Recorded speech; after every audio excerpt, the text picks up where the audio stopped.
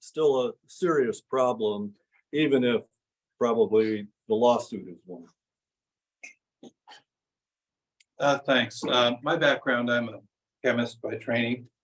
Iowa resident for 45 years, but I'm originally from maritime provinces. Anybody watch Curse of Oak Island? You do? All right, that's where I'm from.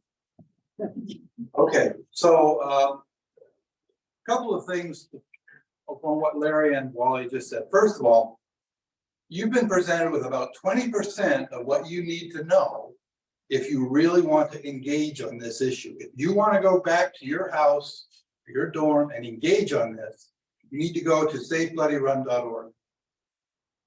It's also safeblooddyrun.com.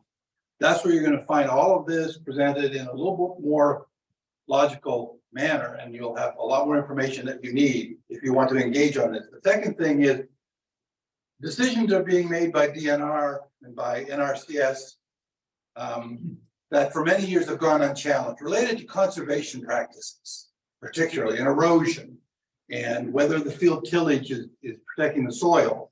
We now have the tools to challenge those decisions. There are GIS tools, quite recent, that will now let you challenge those determinations. The other point, real quickly, on what these folks talked about, one of the reasons why they wanted to have a permit as an open feedlot and not as a confinement, open feedlots avoid the master matrix review.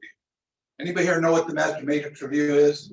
As flawed as it is your only opportunity as the public to have information on conservation issues presented to DNR. None of the other permit hearings we've had have considered any environmental issues or conservation issues. We've raised them all and they've simply ignored them, saying they're not relevant.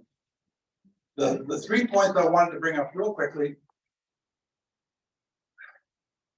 First of all, Supreme Beef is extracting dry manure, and they're either selling it under an IDALS 208 permit, in which case it's not covered by the nutrient management plan. And the application is essentially unregulated, or they're disposing of it based upon a modified nutrient management plan that we've not been provided. In either case, how many people here have heard that it's not right, it's illegal actually to spread manure on frozen snow-covered ground? How many have that belief? Well, I'm glad you have that.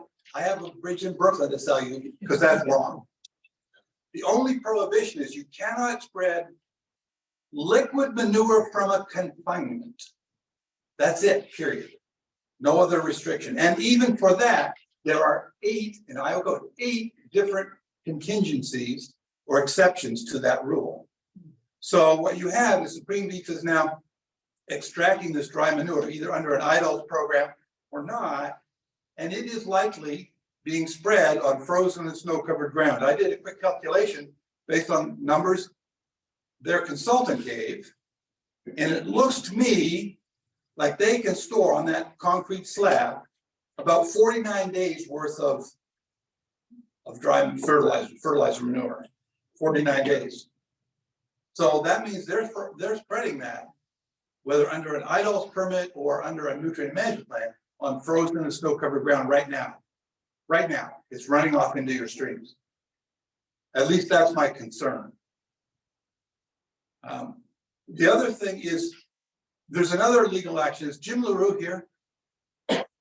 There he is. There's Jim. Jim is another attorney, and he is working on a challenge we made to their water withdrawal permit. In Iowa, you can get 9 million gallons of water for free without a permit for your operation. That's enough to support somewhere between 2,000 and 4,000 head of cattle. You don't need a water permit, and you can have 4,000 cattle pretty much. They had to have a water withdrawal permit, and there are some rules based on that in Iowa code that say it's not you cannot have that permit if the activity results in pollution.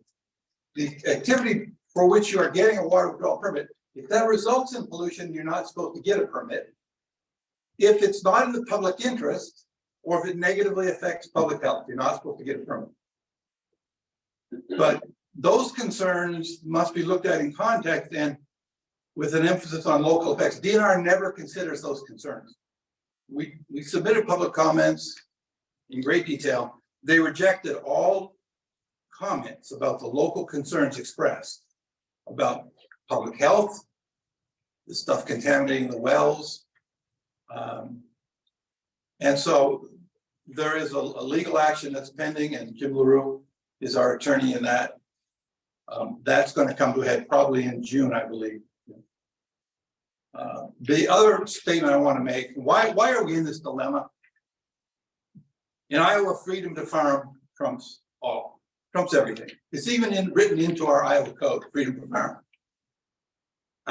The agencies you think are protecting the public trust from the worst abuses of industrialized agriculture, those agencies would be NRCS, IDOLS, DNR, EPA. They're not protecting against those worst abuses, because the rules and procedures you believe are designed to protect the public's interest are actually designed to protect industrial ag interests from public interference. That's how they've written them, and that's how they're applying and enforcing them. And I could go into example after example after example. And that's freedom to farm in Iowa, and that's why we're having such a hard time with this.